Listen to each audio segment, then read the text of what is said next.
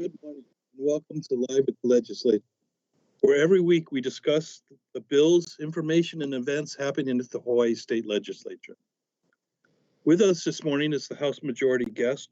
We have Representative Jeanne Kapela, who represents District 5, Ka'u, South Kona, and North Kona. Good morning, Representative. Good morning. Thank you so much for having me, James, and thank you so much to Olelo for putting this together and allowing us to share all the things that we're working on here. It's such a privilege to be here this morning. Well, thank you for being here. Let's start. You're a brand new legislator. So how's it going so far? What are your observations so far?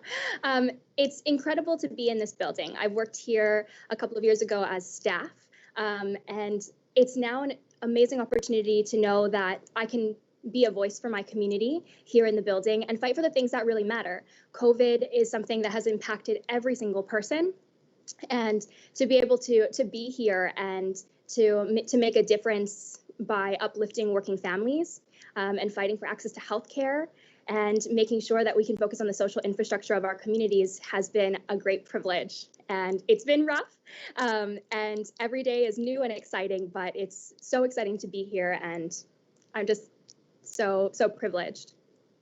Kind of a steep learning curve sometimes with all the things, but with your experience at the legislature, that makes a big difference. Absolutely, fully agree. What do you hope to accomplish your first session here? What are your goals? Thank you for that question.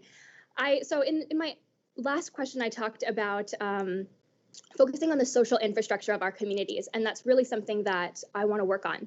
Right now, we have a starvation wage that is not helping working families, and we need to make sure that we're raising our minimum wage to a living wage of at least $17 an hour. We're in the era of coronavirus, and it's unconscionable that there are still people that are working in our state that don't have access to paid sick leave. So we need to make sure that we have paid sick leave and paid family leave so that people can take care of their keiki and their kupuna. And then we also need to make sure that we're fully funding our schools. I'm incredibly privileged to be the vice chair of the House Education Committee. So making sure that our schools are fully funded, that all students in our public education system have a thorough and effective quality education, and just making sure that we are opening doors for all of our island's keiki. Yeah, those are good goals. Thank you. Let's narrow it down to your community a little bit. In Kona and Ka'u, what are the most important issues, I think, to the residents, to the communities there? I'd say that one of the biggest issues that we see in Kona, well, first and foremost, my district is very rural. So it takes about 2 hours to drive from one end of the district to the other. And because of that, we have this incredible need to be able to access healthcare.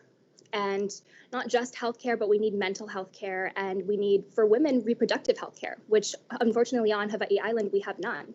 And those are some of the things that I think are really a struggle. We also, because we're so rural and people live so far away, they live further away because it's very expensive to live in town. We have this issue with not having affordable housing. When we talk about our state's definition of affordable housing is 140% of the area median income. That means you have to make somewhere upwards of $80,000. As a legislator, I don't even make that. So the reality is that we have people that can't afford to live and work here. And because of that, our families suffer, our students suffer, and our access to everything suffers. So one of the things that I really want to focus on is making sure that we are bringing that social infrastructure into our communities so that working families don't have to suffer or struggle or feel like they're alone. So access to affordable healthcare, but also access to affordable housing so that everyone can keep a roof over their head and not have to think about spending their last $20 on either food for their kids or gas in their car. It is such a beautiful place. You know, just living there has got to be wonderful, but you're right. You have those other things you need in life that you have to have access to. Absolutely. I think that's we talk about paradise, right? And we often say that's the price of paradise. And we often I think our state truly caters to tourism. And that's one of the reasons why we really need to diversify our economy so that we're focusing all of our efforts and our attention on making sure that working families are not just surviving, but really thriving. Yeah. Well, you are one of the youngest representatives. Do you think that is a benefit or is that a detriment? You know, we talked about a learning curve, but there's a youth curve too. What do you think? You know, I would definitely say that it is a benefit. In this Okay. building, we need new and innovative ideas. The same old, or the status quo isn't helping anyone. And our working families are suffering because of it. Our keiki are suffering because of it. And I think one other thing that I really wanted to bring to the building is hope. And I wanted to bring hope for advocates, for people that live in my community, for my friends, my families, and my neighbors. And I think that being young and optimistic and continuing to fight regardless of how hard things get is an incredible opportunity for our state, for the building, for my colleagues. And I've really tried to be a breath of fresh air and a force of, no matter what, we're going to keep trying and we're going to keep doing this because people need help and they need to be able to see forward. And I think across our nation, we're seeing this movement of young people really coming in and taking the lead. You have young people taking the lead on climate change and gun control. And it's really a privilege to be a part of that movement and to be able to be here. I think it really shows that representation does matter. And we need legislators in the building that reflect the diversity of our entire state. And not just the diversity within our own cultures, but also diversity of our socioeconomic backgrounds. So I'm excited to be here and really grateful to bring a voice for people who may not have had a voice in this building. That's all sounds good. Now, you had a lot of career opportunities. You're so young, and in your life, you could have gone a lot of different directions, but you chose to serve the state and become a representative. What made you make that decision? Why did you pick that? It's a privilege to be able to serve people. And more than anything, it's a privilege to be a voice for often people who don't have a voice. And one reason why I really ran was because I wanted to bring hope to those who needed it most. My family has worked incredibly hard and, like many across the state, is really just trying to survive. And I don't want that. I want all people to be able to thrive. And that's why I'm in this building, and that's why I'm going to continue to work hard, because Hawaii's people deserve better. We deserve a Hawaii that works for everyone. That sounds like a great goal there, right there. Well, we've about run out of time. I think we could talk all morning about this kind of stuff, and we didn't even mention Kona coffee, but thank you so much for being here today. We really appreciate it. Thank you for having me. Aloha. And we'll see you all next week on Live at the Legislature.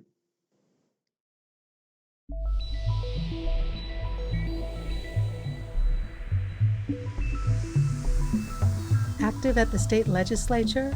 Remember, you don't have to do it alone. Ask friends, family, and colleagues if they can join you. Give them a specific task. Call a legislator to ask for a hearing, say, or submit written testimony on a bill. Looking for others who may want to join you? Check out testimony from past years.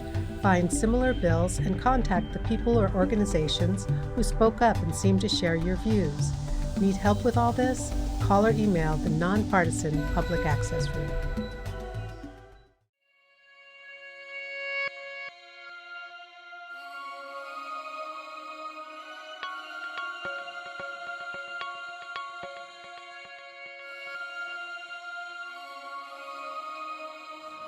Five, four, three. Aloha. As you can see, we're broadcasting today's program from my home in respect for the Shelter-in-Place Directive, so that you can meet the people who continue to make a difference in our everyday lives.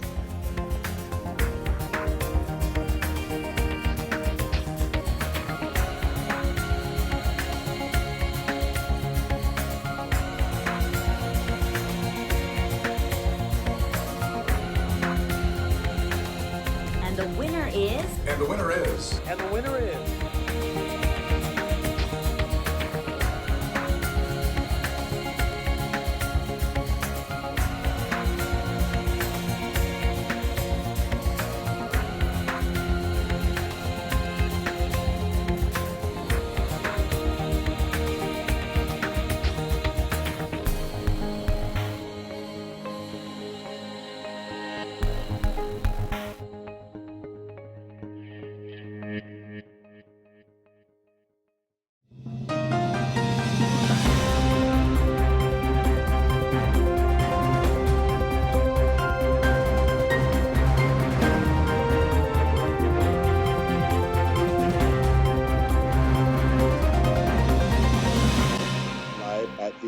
Legislature. My name is Jacob Aki, and today I'm joined with Senator Drew Mamo Kanuha. Senator Kanuha is the Majority Caucus Leader, and he also represents Senate District 3, which includes the areas of Kona and Ka'u. Senator, thank you for joining us.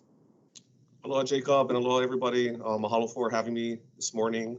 Mahalo to Olelo for providing this important coverage and access for the community at large to be able to hear what we're doing at the legislature. So again, mahalo for having me.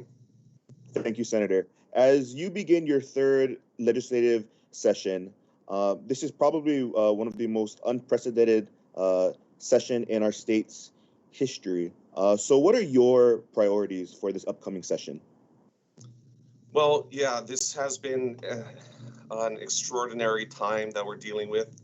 All the issues that have come out during this past year has been truly taxing on our entire people, both physically and economically. And, I think the legislature has a big task ahead in providing and making sure that not only can we keep each other healthy and safe, but making sure that we have jobs. Our community has an economy that can be thriving again. So it's very important. This session is going to be very important in making sure that the community has all the things they need to thrive. And that's some of the main things that we're going to be doing this session. COVID-19 has really affected every community across our state. But how has this pandemic affected your district?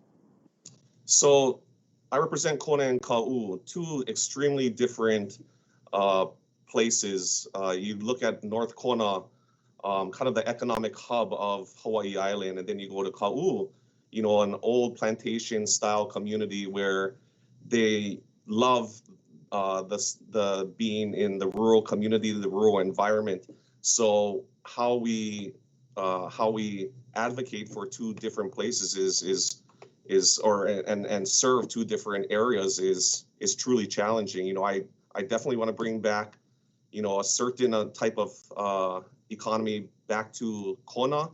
A lot of the companies rely on tourists for their businesses. We have ocean tours, commercial enterprises and restaurants in town that have truly suffered during this time of closure. But we also don't want to have it be where there's so many people coming into the state, coming into the island, that you can start seeing a detriment to our island, our environment.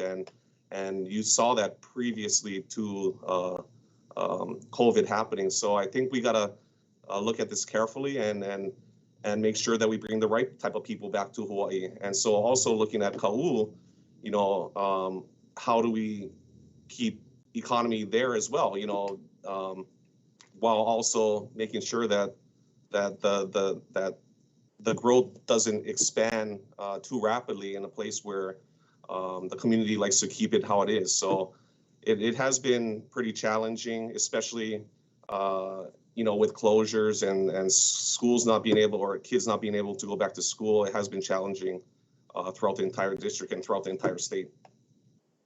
One of the biggest critiques about the way our government has handled this COVID-19 pandemic is the lack of communication between the state and the counties.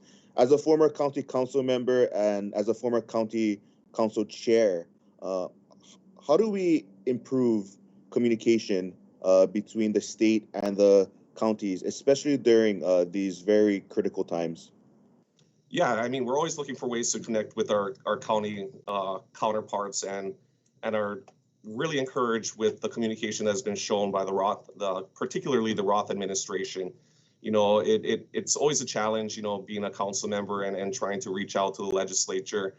Now being at the legislature, I always find it important for myself to reach out to my counterparts on Hawaii Island and seeing what their priorities are. How do we connect? How do we not only do things by the county, not only do things by the state, but combining each other's resources to get what the people need. We're to me, the same entity providing the services and the things that our community needs together. So I think it's really important that we build upon the relationships that we already have between the county and state and move forward together. I think that's how we get things done.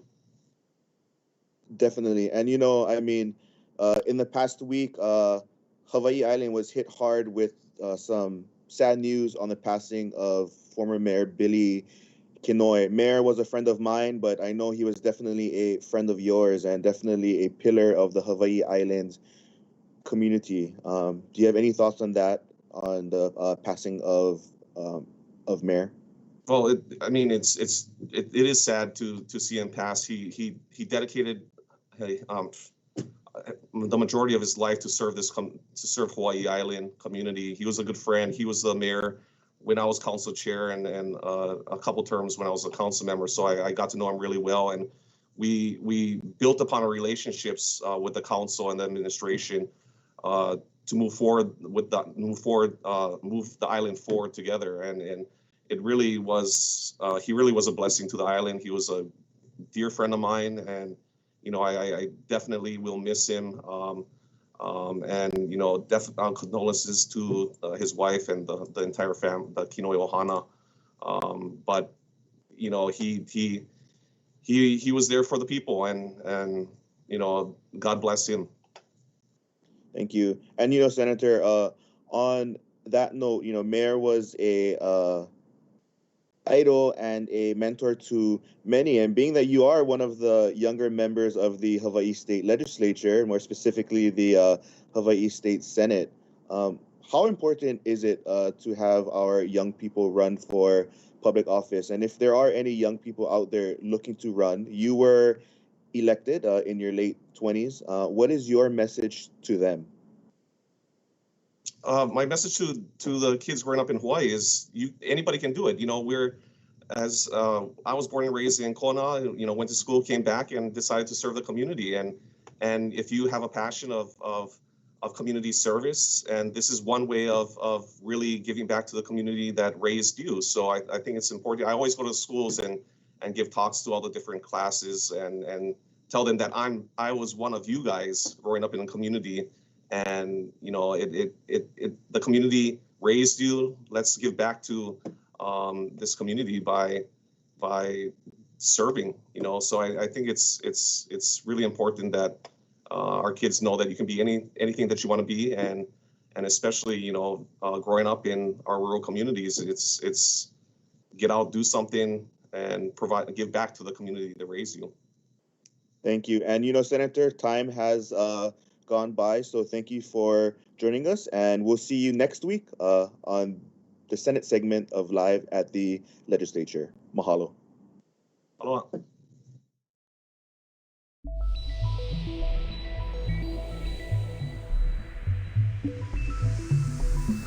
You can now offer in-person testimony on measures being discussed at the Capitol, no matter where you are. When there's a bill up for a hearing, just sign into the legislature's website, capitol.hawaii.gov, click on the testimony button and enter the bill number. After you indicate your position on the bill and upload any written testimony you want to submit, just click the box that lets them know you'd like to testify remotely. You'll be provided with instructions on where to go from there. You'll be able to zoom into the proceedings and speak to the committee at the appropriate time. What are you doing? We have to go. I'm gonna be late for work. It's Tuesday morning. I gotta record live at the legislature on Alelo. Senate and House leadership discussing what's happening at the state capitol. So just watch it on the news tonight. Come on, let's go. Hey, this is like getting the news before it's news. If only I could get this remote to work. There. Can we go now? No DVR? No problem. Watch Wednesday evenings at 7 p.m. on Channel 49.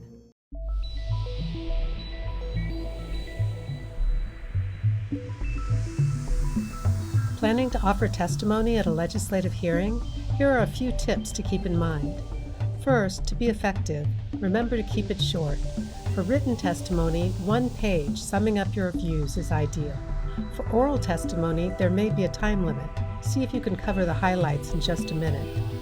Next, make it really clear right up front whether you're in favor or against the legislation. Don't make them search or wait for that information. Finally, use your own words, and don't read your testimony. Just bring up the main points you want to get across. Let the committee know where you're coming from, why you hold the position you do.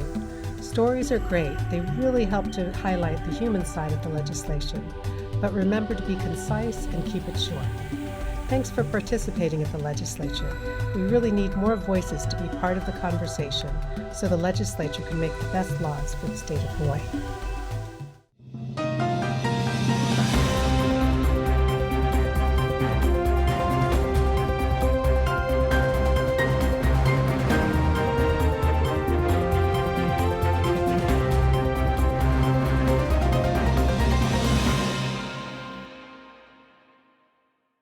Good morning and welcome back to our third segment for this week's episode of Live at the Legislature. I'm Kealoha Lindsay with the House Minority.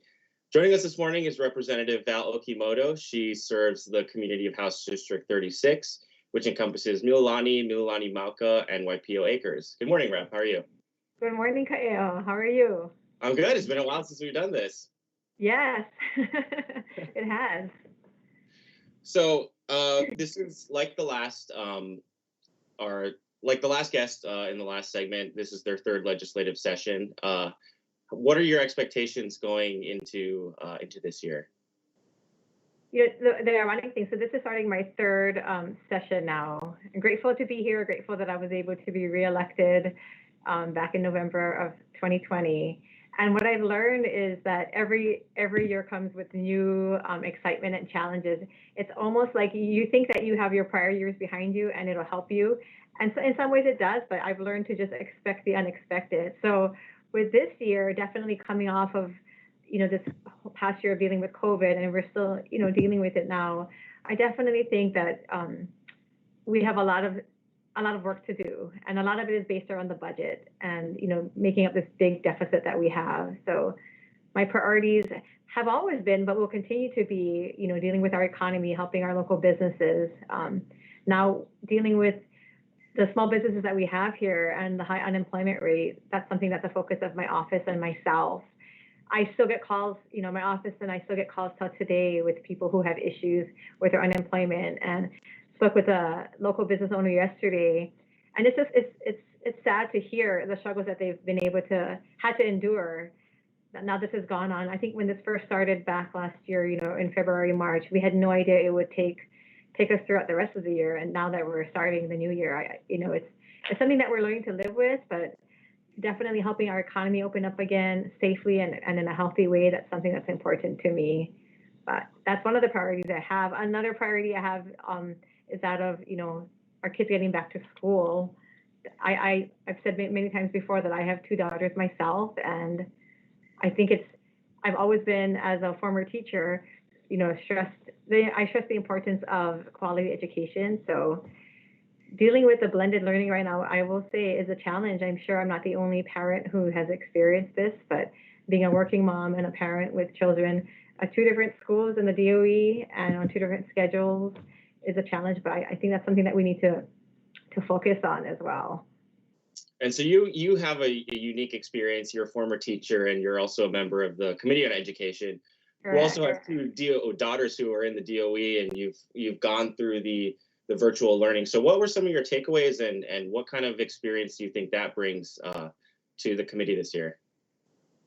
Well, definitely, even when I first started in the Education Committee 2 years ago, I realized that I have a different perspective. I've always realized that my background in education, my background as a parent, and even as a pupil myself coming up through the system of the public schools, I think I have a lot to offer. But dealing with, COVID and dealing with the virtual learning, it's a challenge. I want to first of all just thank the teachers and the principals and all of the school administrators and the staff and personnel on the campus, because I know they're working so hard to do the best to keep our kids safe and healthy. And I know that in their hearts, at least the teachers and principals I talk to, they want the keiki to be on campus because they know that that's the best way to reach them.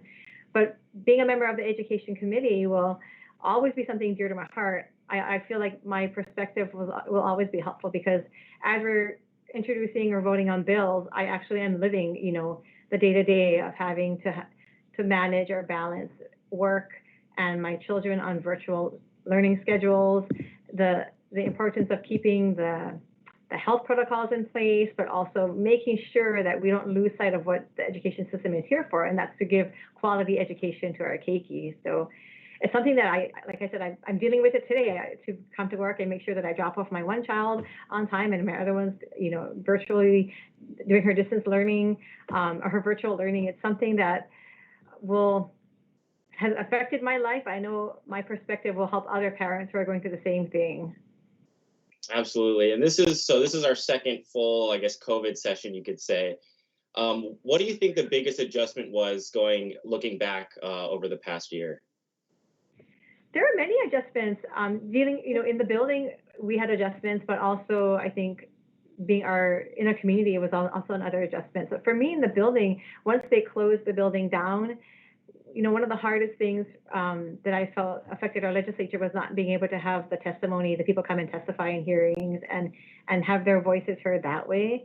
So I appreciate all the effort that's been made into, making this year having the testimonies being able to be submitted, but also they can testify virtually. That's a huge adjustment. In the legislative process, we don't want to ever lose sight of what's really important. That's always the people that have put us into office. We should never forget the voices that they have. And that was one of the really big reasons why I decided to run for office 2.5 years ago. And again, this past year, because I don't want to ever forget that we are here to represent the people. So that was a big adjustment. And I know that we're still going through the growing pains of it. I'm going to go to my actual first in-person hearing for a committee this morning, and I'm excited to see how we can make sure that we have the people who want to testify join in and have their voices heard. Now, as a community representative, which is where my heart is, representing the district of 36, which is in Mililani, not being able to be out in the community is a big adjustment. I work well. I think one of my favorite things is actually being in the community, being with the people, and so not being able to see them face to face or connect with them face to face, that's a big adjustment. We don't have events like we used to where we could connect with the community. So finding ways to be creative and make sure that I connect with the community as best as I can while respecting the health guidelines of being socially distanced and so forth is something that is an adjustment as well. So we've got about a minute left. I think in the last two segments, we saw sort of a tone of optimism, both from Rep. Kapela and Senator Kanuha. So what, I guess from the House minority side, what message of optimism do you have? What keeps you going every day? And what do you see for the future over the next year? Oh, great question. And I wanted to thank, Representative Kapela and Senator Kanuha, because just like them, I'm a neighbor island kid. So when I hear their stories, I can relate to that. I grew up on the small island of Kauai, and nowhere did I ever think that I would be working in the state capitol today. But it's a testament to, having that foundation of growing up in these islands and just being taught the importance of discipline and hard work and staying true to yourself. And then you can carry yourself anywhere. So that being said, I think when you think about the future, and I know that with COVID, it seems like sometimes we're never going to get out of it, but I have hope, and I say positive, that working together, regardless of which side of the aisle you're on, if you keep the people of Hawaii your focus, which has always been my focus, then we can get through anything. It's going to be tough. We know that we're not going to come out of the budget deficit right away. We know that we have to get our keiki back to school, but staying positive and being able to work with people and always remembering, which is something I stressed importance on, remembering why we're here. It's not about us. It's not about, titles or positions. It's about the people that have put us into office. Absolutely. I don't think we could end on a more positive note. So Representative Okimoto, thank you for joining us. Thanks again to the staff at Olelo. And we will see you next week. Aloha. Aloha.